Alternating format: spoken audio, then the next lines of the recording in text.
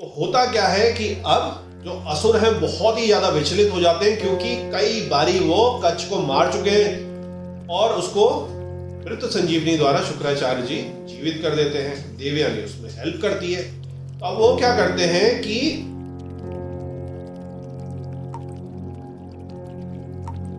ओम नमः शिवाय मेरे प्यारे शिव, शुक्र की जो हम सीरीज कर रहे हैं, आज उसका पार्ट 2 हम ले रहे हैं, जिसमें हम डिस्कस करेंगे शुक्र की सारी रेमेडीज की। अलग अलग तरीके से शुक्र ग्रह यदि आपका खराब है तो उसको कैसे पैसिफाई कर सकते हैं, तंत्र द्वारा, मंत्र द्वारा, यंत्र द्वारा, दान पुण्य के द्वारा और अन्य तरीकों के द्वारा।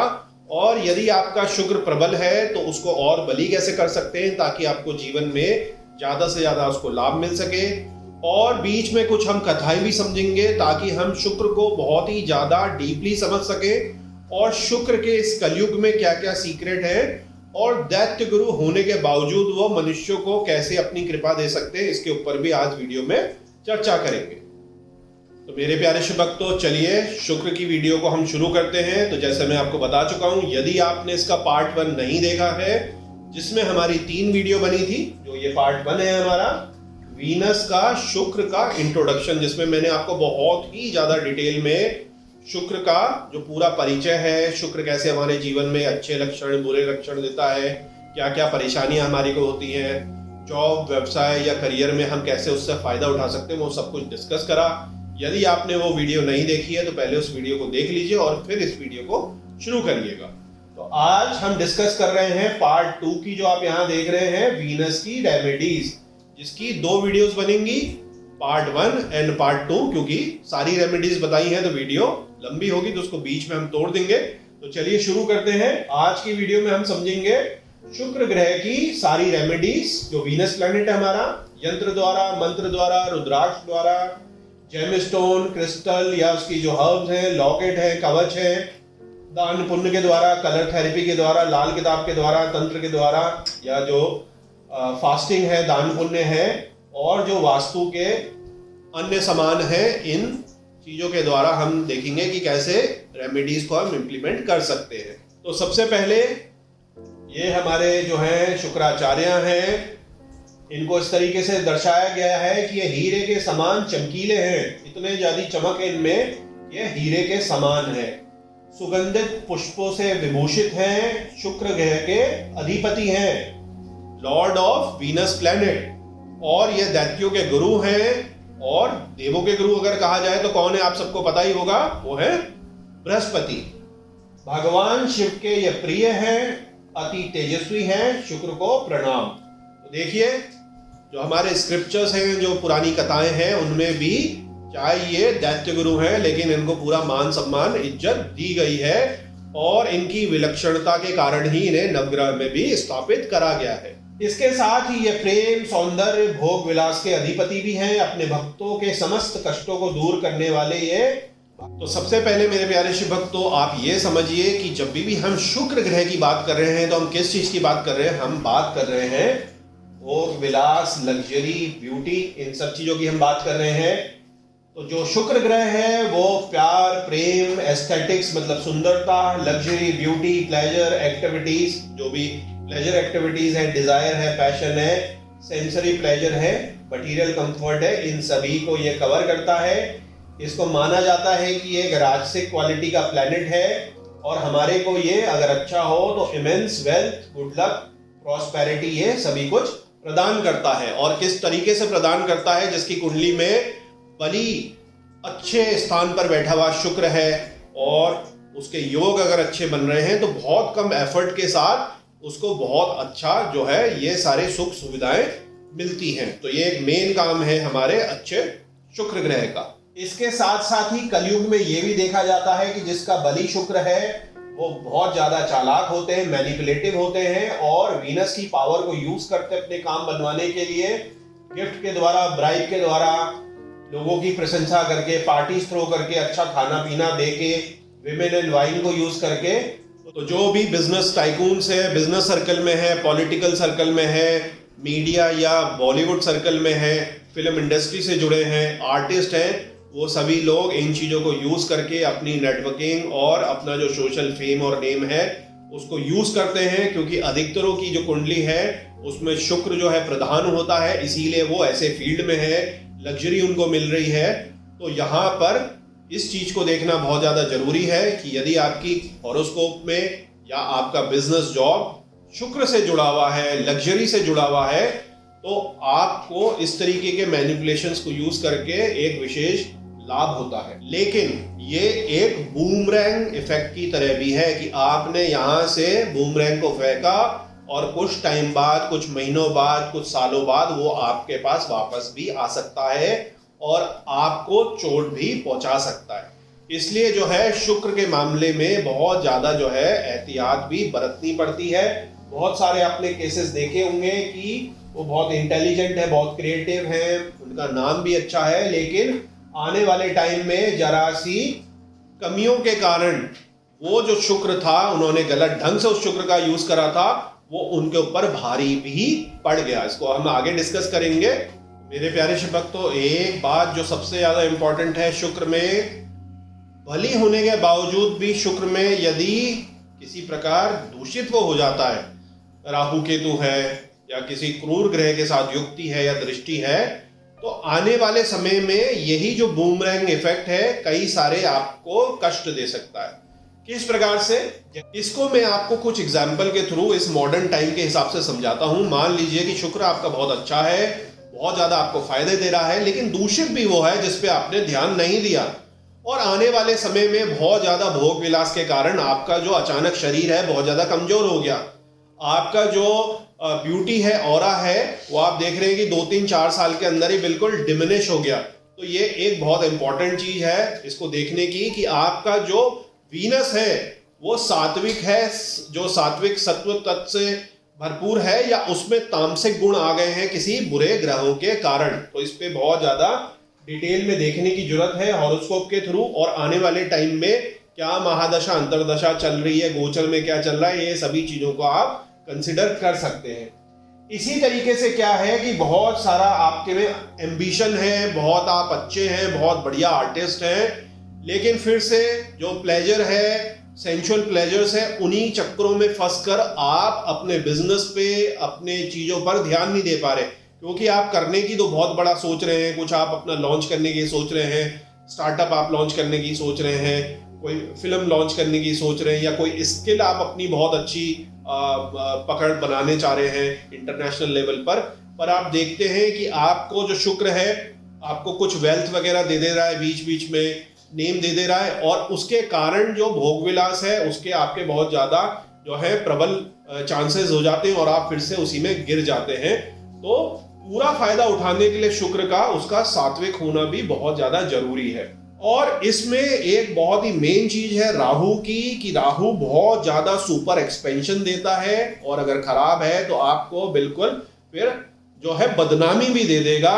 आपका इतनी ज्यादा बदनामी हो जाएगी और इस तरीके की जेल जाना, नाम खराब होना, या इवन उससे भी आगे की जो चीजें हैं वो भी सब करवा देता है। तो आपने बहुत सारे भी हाल फिलहाल में ही कई सारे केसेस देखे होंगे जो मीडिया से जुड़े हैं, फिल्म इंडस्ट्री से जुड़े हुए हैं, बिजनेस से जुड़े हैं, बहुत ही ज्यादा बढ़िया कर रहे थे, इवन टॉप शॉट पॉलिटिशियंस भी, और वो किसी तरीके के एमएमएस कांड में, किसी तरीके के हैरेसमेंट के कांड में, किसी तरीके के मॉलेस्टेशन के कांड में, कुछ ना कुछ उनसे ऐसा हो गया जिसमें शुक्र और राहु ने मिलकर उनका जो पूरा का पूरा इतना एक किंगडम या अंपायर थी उसको जीरो में ला दिया, और बदनामी और ज्यादा उसकी हो गई।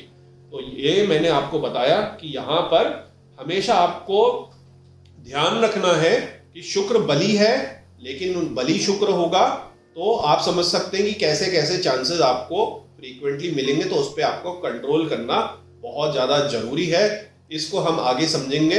रेमेडीज से पहले यही कुछ चीजें मैं आपको बताना चाह रहा हूँ। वीडियो जरूर ये लंबी हो रही है, लेकिन एक वीडियो आप देखेंगे तो आपको पूरा का पूरा सब कुछ क्लियर हो जाएगा। और हाँ मेरे प्यारे शिव भक्तों, इंटरनेट में आप देखेंगे अचानक एक नया ट्रेंड चल चुका है।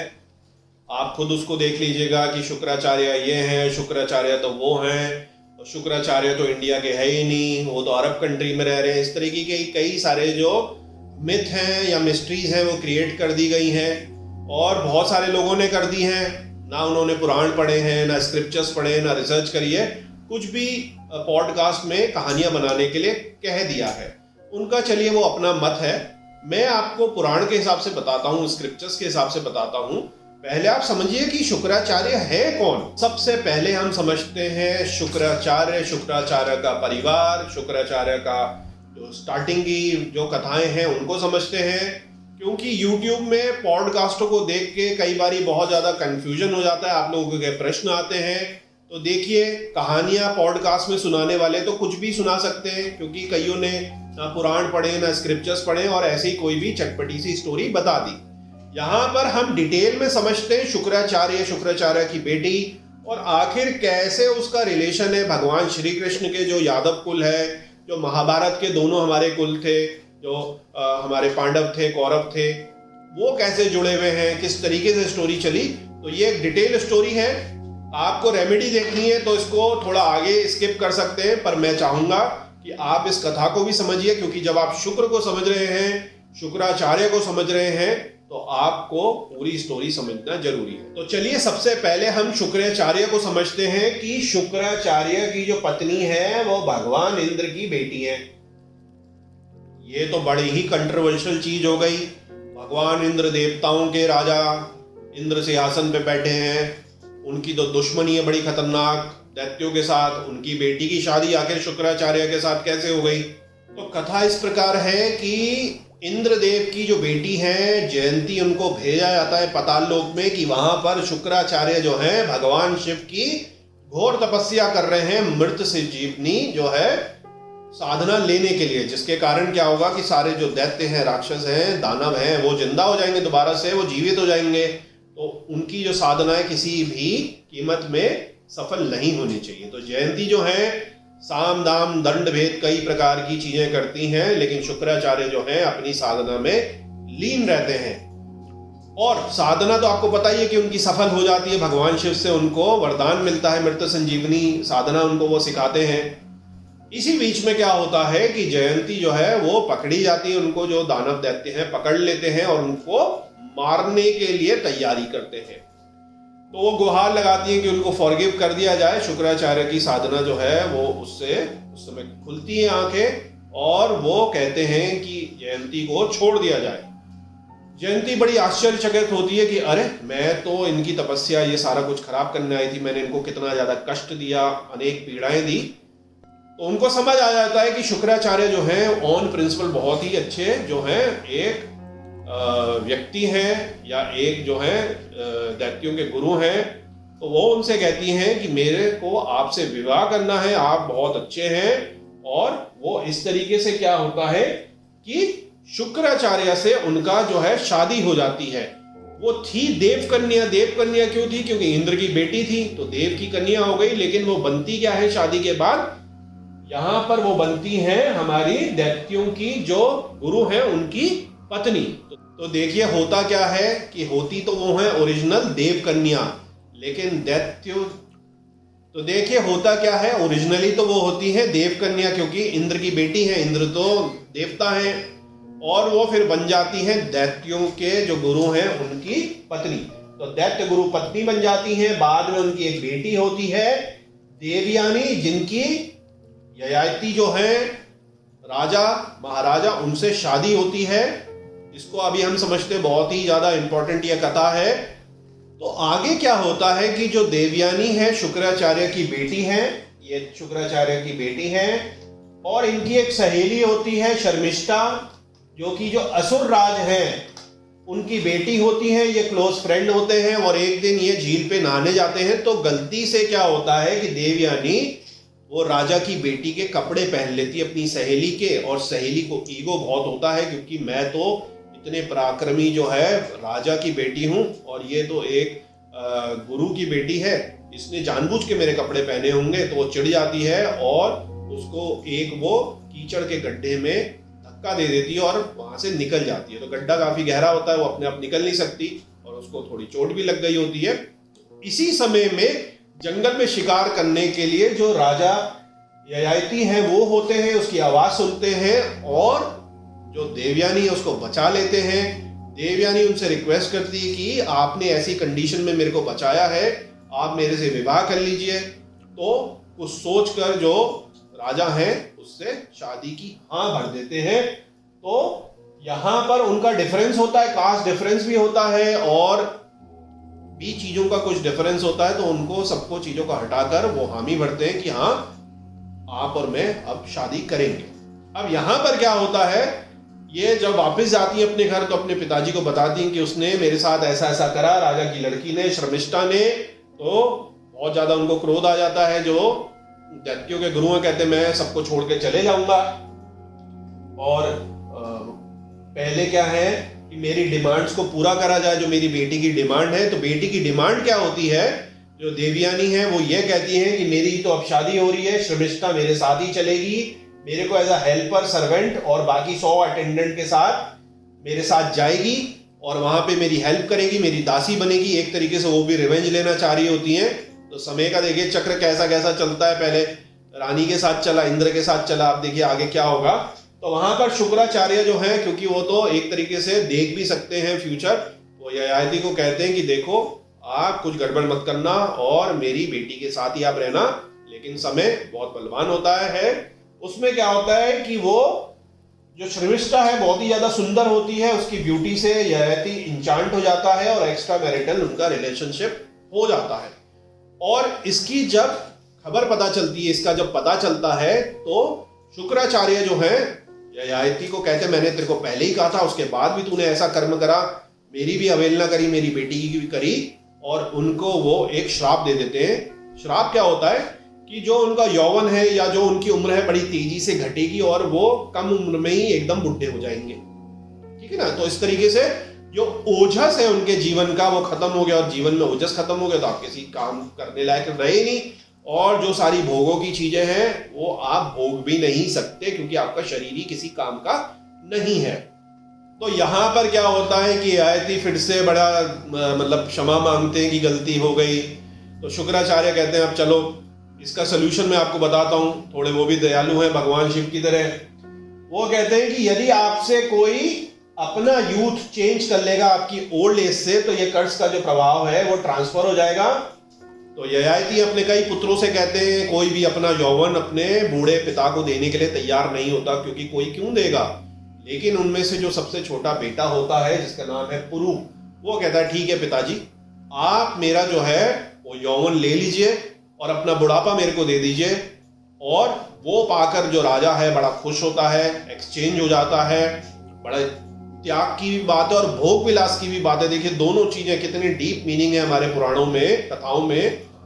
और पिता पूरी मौज मस्ती कर रहा है, भोग विलास कर रहा है, और भोगते भोगते भोगते भोगते अति भोग जब हो जाता है, एक दिन विचार आता है कि अरे मैं ये क्या कर रहा हूँ, ये तो मैंने बड़ा गलत कर लिया। मेरा बेटा जो था जिसका अभी समय था यौवन को भोगने का, उसका यौवन मैं भोग रहा हूँ और इसकी तो भूख कभी मिटती नहीं। और उनको उसी समय पे ये जो है सात्विक विचार आता है और वो जो बचा हुआ यौवन है अपने बेटे को पुरु को वापस दे देते हैं और अपना जो है वो जो एक्सचेंज है उसको रिवर्स कर देते हैं। और यही जो है पुरु थे जो कि आगे चलकर सक्सेसर और एंसेस्टर बने किसके, जो पौरवाज हैं जिनमें कौरव और पांडव दोनों हैं। और इन्हीं के बेटे जो यदु हैं वो भी बने, जो यादव हमारा वंश है जिसमें कृष्ण जी का जन्म हुआ।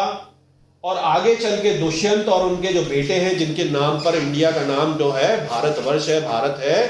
तो देखिए कहां से पूरी जो है हमारी ये परंपरा चलती चली गई। पॉडकास्ट में लोगों ने कुछ भी स्टोरी पका के कुछ भी उल्टा सीधा कर दिया, लेकिन जो सच्चाई है वो पुराणों के हिसाब से फैमिली ट्री, वंशावली, कौन कैसे क्या चला वो ये है। तो ये आपको मैंने पूरा का पूरा बताया कि कैसे जो शुक्राचार्य हैं उनकी जो बेटी है वो भारतवर्ष से जुड़ी है, किस तरीके से यादव वंश, आपका क्या कहते हैं कुरु वंश, और जो पांडव थे वो कैसे जुड़े हैं। तो आज आपको ये सारी की सारी स्टोरी क्लियर हो गई। तो मेरे प्यारे शिव भक्तों, चलिए अब रेमेडीज को शुरू करते हैं। अन्य भी कथाएं हैं वो आपको मैं बीच बीच में बताते रहूंगा। सबसे पहले कोई सी भी रेमेडी से पहले, चाहे वो तंत्र की हो, मंत्र की हो, यंत्र की हो, दान पुण्य की हो, लाल किताब की हो, कोई सी भी हो, सबसे पहले आपको करनी है जो आप खुद कर सकते हैं, खुद सेल्फ इंप्लीमेंट कर सकते हैं, जिसको हम कहते हैं सेल्फ कंट्रोल, अपने विल पावर के द्वारा, अपने मन और मस्तिष्क के द्वारा। तो इसमें आपको क्या करना है कि देखिए शुक्र अगर यदि आपका खराब है तो आपको बहुत ज्यादा लग्जरी के इम्पल्सिव खर्चे करवाएगा। आपका जो पैसा है वो हाथ में टिकेगा ही नहीं, और टिका हुआ पैसा है तो वो भी आपका बैंक बैलेंस खाली हो जाएगा। Luxury home, cars, diamond, foreign travel, भोग विलास का कुछ भी एक्सपेंस है, ये खराब शुक्र आपसे ज्यादा करवाएगा, या ओवर बजट करवाता है, फालतू की लोनिंग करवाता है, उधारी करवाता है, जिसके कारण आप हमेशा प्रेशर में रहते हैं। आपको जो भी शुगर है, शुगरी फूड है, वो लिमिट करने हैं। खराब शुगर जो है वो डायबिटीज की तरफ भी ले जाता है, तो आपको पहले से ही यदि शुगर खराब है तो आप चीनी की चीजें कम से कम प्रयोग करें। अपने आप को इनहांस आप करिए, सेल्फ केयर के लिए ब्यूटी रिचुअल्स आप रेगुलर बेसिस पे करिए, क्योंकि खराब शुक्र के कारण क्या होगा कि बहुत ही तेजी से जो आपकी ब्यूटी है, ऑरा है, चेहरे की जो चमक है, आंखों की जो चमक है, फेस का जो ग्लो है और बॉडी के दिखने का जो रंग ढंग है, उसमें बहुत ज्यादा कमी आ जाती है।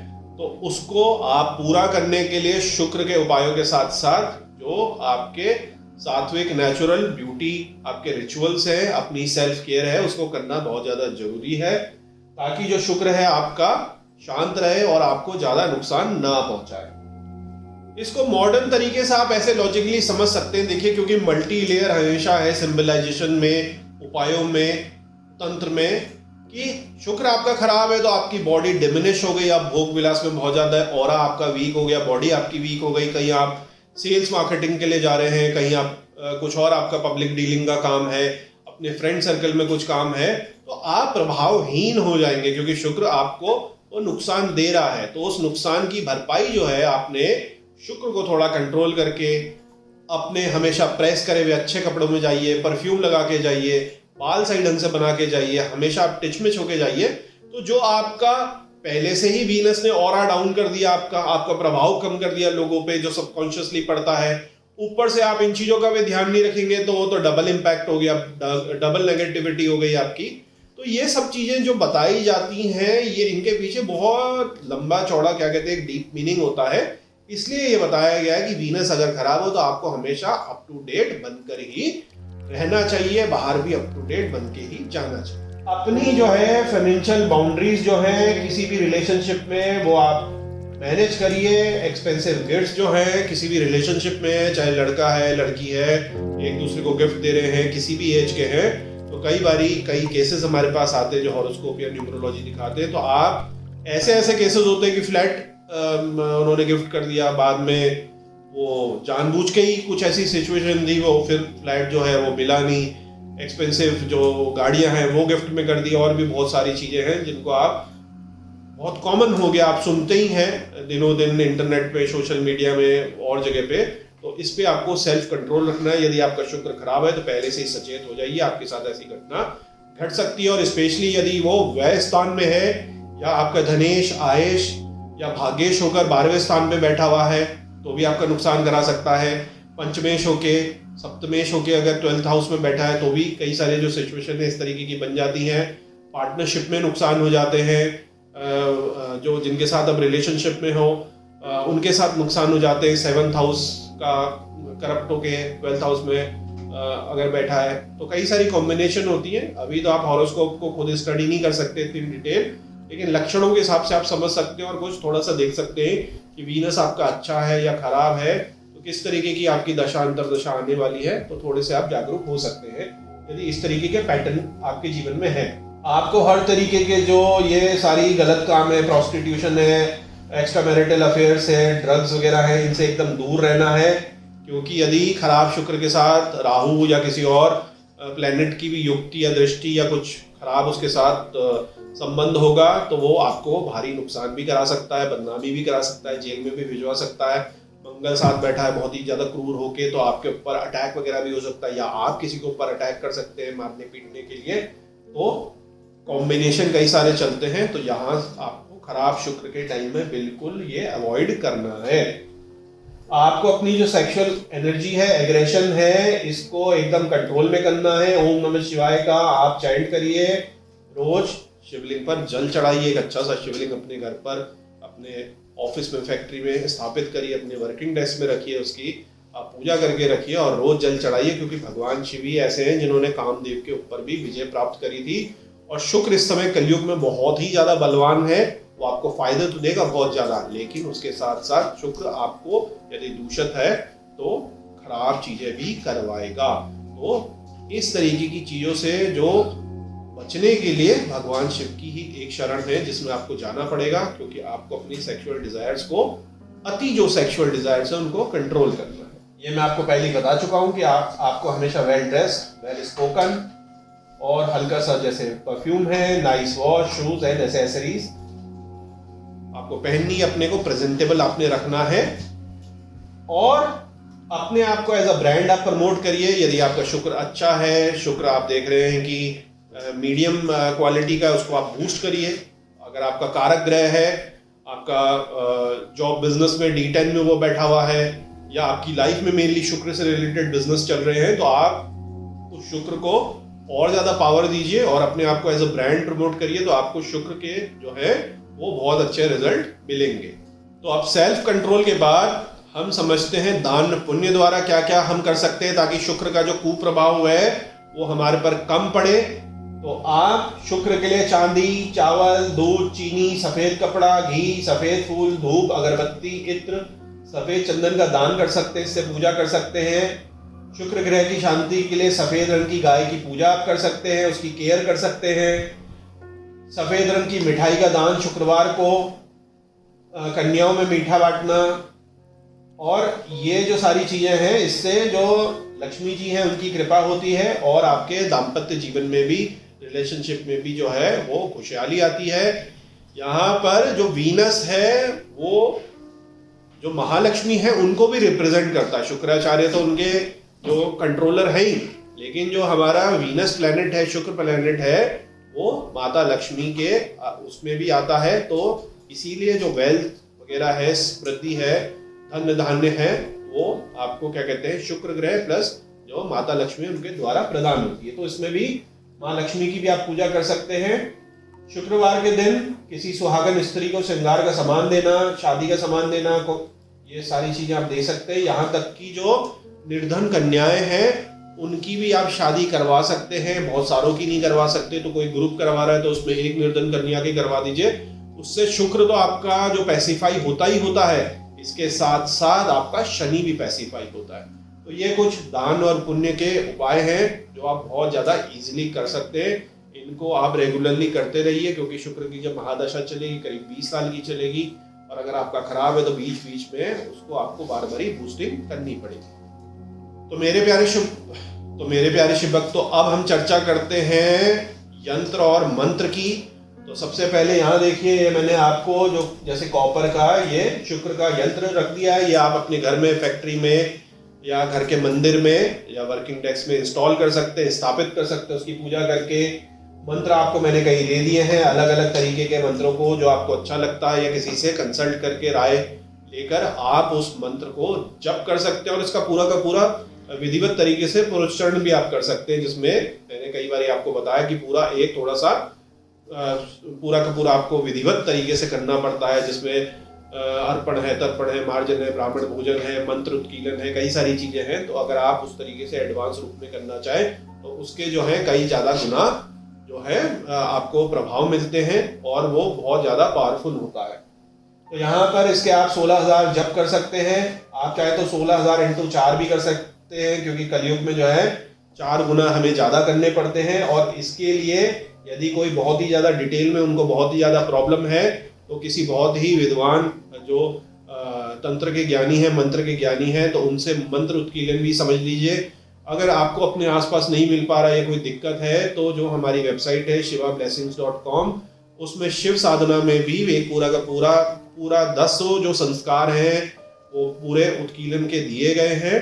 आप उनको समझ लीजिए, उनको आप प्रैक्टिस कर लीजिए और मंत्र उत्कीलन, आप जो भी मंत्र ले रहे हैं उसको आप उत्कीलन करना सीखिए, तो आपको जो है बहुत ज्यादा गुना उसके रिजल्ट मिलते हैं। तो इस तरीके से आप विधिवत शुक्र यंत्र को स्थापित करिए, उसका जो है संकल्प करके अर्पण, तर्पण, मार्जन, हवन, ब्राह्मण भोजन, दान करके पुरस्चरण करिए, मंत्र उत्कीलन करिए, उसका आपका बहुत ज्यादा उसमें आपको फायदा मिलेगा। तो मेरे प्यारे शिव भक्तों, अभी मैंने आपको कुछ रेमेडीज बताई, अभी और कई सारी रेमेडीज हैं। बीच में हम एक कथा को और लेते हैं ताकि हम शुक्राचार्य को बहुत डीपली समझ सके कि क्यों उनको इतना ज्यादा पूजा जाता है, कलयुग में और ज्यादा पूजा जा रहा है, और कैसे वो एक बहुत अच्छे गुरु हैं। क्योंकि कई सारी वीडियो में आप देखेंगे कि शुक्राचार्य का जो इमेज है वो बड़ी खराब बताई गई है, असल जीवन में ऐसा नहीं है। इसको आप एक कथा से समझिए, मृत संजीवनी कथा। तो आपको पता ही है कि उन्होंने तपस्या करी और भगवान शिव ने उनको मृत संजीवनी जो विद्या है वो दी। क्यों दी? क्योंकि भगवान शिव किसी से भी पक्षपात नहीं करते। कोई उनकी साधना कर रहा है तो उसको भी वो फल देंगे, चाहे वो दैत्य हो, दानव हो, गंधर्व हो, नाग हो, सर्प हो, किन्नर हो, कोई भी हो, तो वो हमेशा बिना किसी भी पक्षपात के हरेक को अपनी कृपा देते हैं। अब यहाँ देखिए शुक्राचार्य ने भी क्या करा। ये कथा तो आपको पता चली गई कि भगवान शिव ने, भोलेनाथ ने उनको मृत संजीवनी दी। अब जो बृहस्पति के बेटे हैं कच्छ, तो बृहस्पति ने अपने बेटे को शुक्राचार्य के पास भेजा।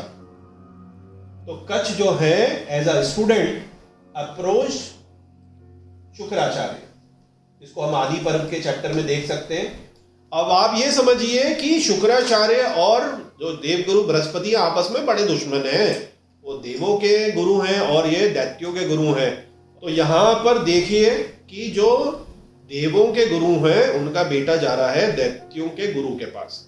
अच्छा, कच्छ ने कुछ नहीं छुपाया, उसने कहा मैं जो हूँ बेटा हूँ बृहस्पति का और आपसे मृत संजीवनी जो है मैं सीखना चाहता हूँ, और मेरे को अपना आप जो है वो शिष्य ले लीजिए और मैं 1000 साल तक आपकी सेवा करूंगा, आप ही के अंडर में रहूंगा। ऐसा उसने पैक्ट कर लिया। अब यहाँ पर देखिए कि जहाँ गुरु द्रोणाचार्य ने कई जगह पक्षपात करा जिसको लोग मानते हैं, वहीं पर ये तो बिल्कुल ही मना कर सकते थे, इनके पास तो वैलिड पॉइंट था जो हमारे शुक्राचार्य हैं, लेकिन बिल्कुल भगवान शिव की तरह, क्योंकि शिव से ही उनको सारी की सारी शिक्षा दीक्षा मिली है और शिव जी के वो एक बहुत बड़े भक्त हैं। उन्होंने कहा चलिए ठीक है, जानते हुए भी कि ये लेने आ रहा है, लेकिन अपने एथिक्स और प्रिंसिपल होते हैं। पहले तो उन्होंने इंद्र की बेटी को छोड़ा, मैंने आपको पहले कथा में बताया, वहां भी एथिक्स और प्रिंसिपल था। भाई कुछ भी गलत काम कर देते, मोलेस्ट कर देते, मरवा देते उसको, वो तो गलत काम करने आई थी इनके साथ। तो ये एक प्रिंसिपल भी होता है। तो कई बारी आपको एक असली चरित्र जो है मल्टी लेयर में वो भी समझने की जरूरत होती है। ऐसा नहीं कि दैत्य गुरु है तो वो खराब ही कोई होगा। तो वो इंटेंशन समझ जाते हैं कच्छ के कि भाई ये तो सीखेगा मेरे से, और बाद में क्या होगा कि जो देव हैं उनको मृत संजीवनी सिखा देगा। और ये क्योंकि मृत संजीवनी जो है भगवान शिव ने देवताओं को तो दी नहीं थी, वो तो विष्णु जी ने मोहिनी रूप बनकर क्या कहते हैं उनको जो सारे देवताएं हैं उनको पिला दिया था अमृत। तो थोड़ा सा काउंटर बैलेंस करने के लिए भी शुक्राचार्य जब गए, उन्होंने कहा हमारे साथ समुद्र मंथन में ऐसा ऐसा हो गया और फाइनली तो हमारे पास कुछ नहीं रहा, हमने भी मेहनत करी थी, ये था वो था। तो पावर का बहुत ज्यादा डिसबैलेंस ना हो जाए, कहीं देवता भी जब सुपर पावर में आएंगे तो कुछ तो एक बैलेंस चाहिए। तो हो सकता है भगवान शिव ने इसलिए भी मृत संजीवनी जो है साधना जो है वो दीक्षा जो है शुक्राचार्य को दी। और शुक्राचार्य की तो अपनी साधना थी, काफी कठोर साधना। तो देखिए यहाँ पर जो है क्या कहा उन्होंने कि कच्छ वेलकम, मैं तुम्हें अपना स्टूडेंट लेता हूं, मैं तुम्हें ऑनर करूंगा, और इसके साथ साथ ही मैं जो तुम्हारे पिता हैं बृहस्पति उनको भी ऑनर करूंगा। ऐसा नहीं कि तुम मेरे शिष्य हो तो मैं तुम्हारे को रोज टॉर्चर करूंगा और तुम्हारे सामने तुम्हारे पिता की 10 बारी बदनामी करूंगा और तुम्हारे को डिमीन करूंगा। देखिए क्या चीज चल रही है। और ये एक अच्छे, क्योंकि जो गुरु हैं उन्होंने किसी को भी रिजेक्ट नहीं करा, चाहे वो एनिमी साइड का ही क्यों ना हो। ये इतना बड़ा फर्क है शुक्राचार्य और द्रोणाचार्य में। कई लोग द्रोणाचार्य और शुक्राचार्य को भी एक ही तराजू में तोलने की कोशिश करते हैं, कोई कंपैरिजन ही नहीं है। अब क्या हुआ कि जो संजीवनी विद्या थी वो कच्छ ने सीखनी शुरू कर दी। और इसकी बड़ी ही सुंदर सी कथा है, जो हमारे राजा विक्रमादित्य हैं उनकी सभा में डिस्कशन चल रहा था। तो अपनी अपनी डिबेट के लिए लोग आए थे कि कौन सर्वश्रेष्ठ है। तो बताया गया कि कैसे बृहस्पति के पास भी, क्योंकि सभी देवताओं को बाद में कच्छ से ही है मृत संजीवनी मिल गई कि हमारे पास मृत संजीवनी भी है जो कला है।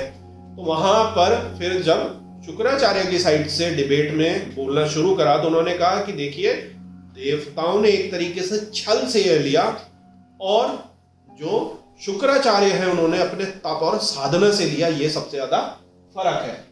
तो यहां पर ये क्लियर होता है कि हाँ, जो शुक्राचार्य हैं वो ही सबसे पहले और सबसे स्ट्रॉन्ग जो तरीके से एकदम साधना के द्वारा शुक्राचार्य ही सर्वोप्रिय हैं, जिनको भगवान शिव के द्वारा ये दीक्षा दी गई। अब होता क्या है कि शुक्राचार्य जी ने तो कह दिया उनको, अब सिखाएंगे वो तो 1000 साल उनके साथ रहना है, तो हमेशा शिष्य को देखा जाता है कई सालों तक। तो इसी बीच क्या होता है, जब इतने लंबे समय तक कच्छ जो है अपनी गुरु सेवा में होता है शुक्राचार्य की, तो जो उनकी बेटी होती है, बेटी आपको पता ही है कौन है, मैंने आपको स्टोरी में बताया, देवयानी जो है, उनको एक तरीके का इन्फ्चुएशन मान लीजिए या प्यार मान लीजिए, लेकिन जो कच्छ है वो तो सीखने के लिए आया था। और गुरु परंपरा में तो आपको पता है कि कितनी टफ गुरु परंपरा है कि गुरु के जो परिवार है, बेटी है, पत्नी है, उसको अगर ग्रह दृष्टि से देखो तो एक तरीके से ब्रह्म पाप है वो। तो वो कहते हैं नहीं, मेरा इस तरीके से कोई भी आपकी तरफ मैं आपकी दृष्टि से नहीं देखता और ये गलत है। तो उनके प्रपोजल को वो जो है वो ठुकरा देते हैं शुक्राचार्य की बेटी को। अब क्या होता है कि कच्छ का जो है वो करीब करीब 1000 साल का जो पीरियड है वो करीब करीब समाप्त होने वाला है। जैसे 100-200 साल या 50 साल बच रहे हैं, तो जो असुर हैं वो और ज्यादा उनको प्रॉब्लम होती है कि अब तो ये चले ही जाएगा और हो सकता है इसने सीख ही लियो। और ये हमें तो बताएंगे नहीं ना शुक्राचार्य, सारे असुरों को थोड़ी वो देंगे मृत संजीवनी।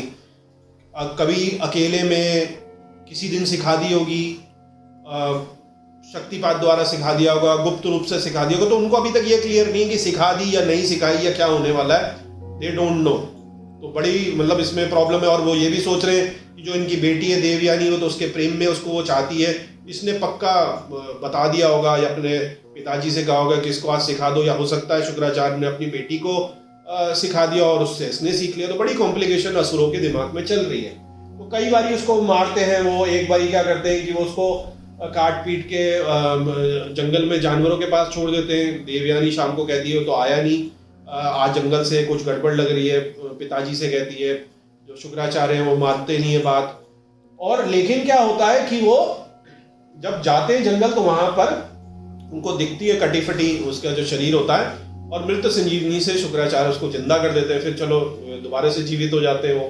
तो होता क्या है कि अब जो असुर हैं बहुत ही ज्यादा विचलित हो जाते हैं, क्योंकि कई बारी वो कच्छ को मार चुके हैं और उसको मृत संजीवनी द्वारा शुक्राचार्य जी जीवित कर देते हैं। देवयानी उसमें हेल्प करती है। तो अब वो क्या करते हैं कि अब क्या करें, कुछ अलग ही सोचना पड़ेगा। और आजकल की जैसे भाषा में, मॉडर्न भाषा में कहते हैं, नेक्स्ट लेवल की प्रोग्रामिंग करते हैं। वो कच्छ को मारते हैं, उसका शरीर जला देते हैं, वो राख बन जाता है। उस राख को एक पदार्थ में, पीने वाले पदार्थ में घोलकर शुक्राचार्य को पिला देते हैं।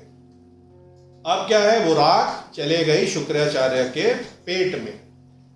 अब वो ढूंढते देवयानी कहती है कि ये मिल नहीं रहा, कच्छ नहीं मिल रहा, कुछ गड़बड़ हो गई, फिर से कुछ गड़बड़ हो गई, वो मिल ही नहीं रहा। चारों तरफ ढूंढ लिया, जंगल में, पर्वतों में, यहाँ वहां सब जगह ढूंढ लिया। अब वो समझ ही नहीं आता कि क्या है। तो तभी देवयानी जो है आवाज देती है, शुक्राचार्य से भी कहती है कि आप एक आवाज दो। तो वहां पेट के अंदर से आवाज आती है, कच्छ तो पेट के अंदर होता है। तो अब बड़ी एक जो है स्थिति बड़ी कॉम्प्लेक्स हो जाती है। क्यों हो जाती है कि अगर मृत संजीवनी से कच्छ को शुक्राचार्य के पेट के अंदर अगर जिंदा करेंगे तो जिंदा हो जाएगा, बड़ा हो जाएगा, तो पेट फट जाएगा और शुक्राचार्य की डेथ हो जाएगी। तो अब इसको कैसे मैनेज करा जाए, तो यहीं से देखिए एक जो है लास्ट पार्ट इस रोचक कथा का शुरू होता है। तो यहाँ पर कच्छ मना कर देते हैं, कहते हैं नहीं, मेरे कारण अगर आप मर गए तो मेरे को तो गुरु हत्या का पाप लगेगा, फिर तो जिंदगी खत्म हो गई। गुरु हत्या तो सबसे मतलब खतरनाक ब्रह्म पाप है।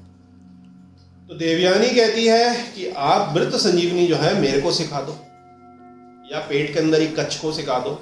तो जब कच्छ बाहर आएगा, आपकी मृत्यु हो जाएगी, तो मेरे को या कच्छ को ये मृत संजीवनी विद्या है पता होगी और हम आपको पुनर्जीवित कर देंगे।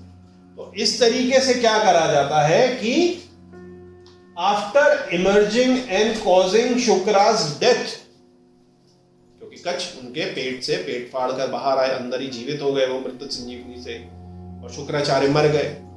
और उसके बाद क्योंकि फिर इन्होंने मृत संजीवनी को इस्तेमाल करके शुक्राचार्य को जीवित कर दिया। तो देखिए कितनी रोचक कथा है और कितना डीप मीनिंग है। देवयानी क्योंकि कच्छ को पहले से ही प्रेम करती थी, उन्होंने दोबारा से उनसे कहा कि हमें शादी कर लेनी चाहिए।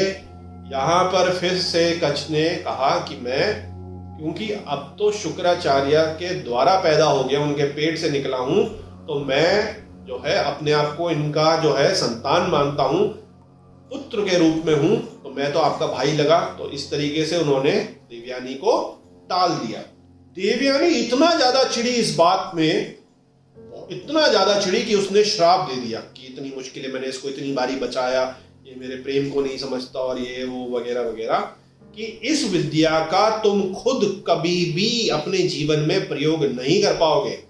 इसीलिए आगे चलकर जो कच्छ है उसको ये विद्या और जो है देवताओं को सिखानी पड़ी, और उन देवताओं ने फिर इसको यूज करा। कच्छ अपने आप इसको यूज नहीं कर पाया, और कच्छ ने भी इसके बदले देवयानी को एक कर्स दिया, एक श्राप दिया कि तेरी जो शादी है कभी भी किसी ब्राह्मण के साथ नहीं हो पाएगी। इसीलिए देखिए क्या होता है कि जब वो देवयानी और इसकी जो सहेली है वो जंगल में जाते हैं तो वो गड्ढे में फेंक देती है राजकुमारी देवयानी को, और ययाति जो थे वो तो क्षत्रिय थे, उनको मिलते हुए ब्राह्मण नहीं थे। तो इस तरीके से जो ये दोनों जो श्राप हैं उनका जो है वो इम्प्लीमेंटेशन होता है। तो ये जो है एक स्टोरी थी मृत संजीवनी की। मृत संजीवनी का पूरा क्या कैसे एपिसोड चला, कैसे जो शुक्राचार्य हैं उन्होंने मना नहीं करा अपने जो स्टूडेंट, अपने दुश्मन के बेटे को। और यहाँ पर मृत संजीवनी का कलयुग में एक और मॉडर्न मतलब है कि रीवाइटलाइज, रिबर्थ और रियलाइजेशन, ये तीनों चीजें जो हैं। अब क्यों है रीवाइटलाइज होना? कि बाय कंट्रोलिंग द सीमन, जो हमारा सप्त धातु क्षय हो रहा है उसको अपना रोक कर ओजस बढ़ाना, और ब्रह्मचर्य का पालन करके ही हर साधक जो है एक तरीके से अपना जो है रिबर्थ पाता है। अभी जो वो भोग विलास में था वो साधना में चले गया, और जब उसकी शक्ति ऊपर की तरफ चढ़ती है, कुंडलिनी यात्रा में ऊपर की तरफ जाती है, तो ही उसको रियलाइजेशन होती है। तो ये एक बहुत ज्यादा डीप मीनिंग है कि किस तरीके से अपने जो शुक्र है, अपने जो शुक्राणु हैं उनको होल्ड करके हम सबसे पहले तो अपनी बॉडी को रीवाइटलाइज करते हैं, अपने जो बॉडी है उसको साधना के लिए तैयार करते हैं। यम नियम है, योग के 8 लिम्ब हैं, ब्रह्मचर्य है, और उसके बाद जो है हमारा रिबर्थ होता है जब साधना में हमारी जो कुंडलिनी 3.5 फेरे मारकर नीचे देख रही है वो झटके से ऊपर की तरफ हो जाती है, और फिर ऊपर चढ़ना शुरू होती है, अलग अलग जो हमारे चक्रों का भेदन करते हुए ऊपर चढ़ती है। और जब वो ऊपर पहुंच जाती है तो हमारे को होती है सेल्फ रियलाइजेशन, जिसके लिए जो सारे साधक हैं साधना करते हैं। और ये सारा मटेरियलिज्म है, भौतिकतावाद है, शुक्र का जो सारा साम्राज्य है, माया का जो सारा साम्राज्य है, लक्ष्मी का, महालक्ष्मी का जो सारा साम्राज्य है, उससे बाहर निकलकर शिव तत्व को प्राप्त कर लेते हैं। तो ये काफी डीप मीनिंग है जो मैंने आपको बताया कि किस तरीके से ये साधना आपकी शुक्र के साथ काम करेगी।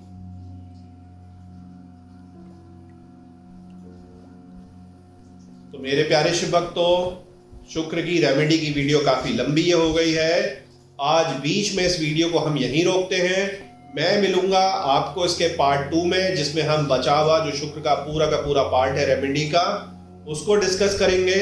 अंत में भोलेनाथ से यही विनती है कि आप पर और आपके परिवार पर कृपा करें। ओम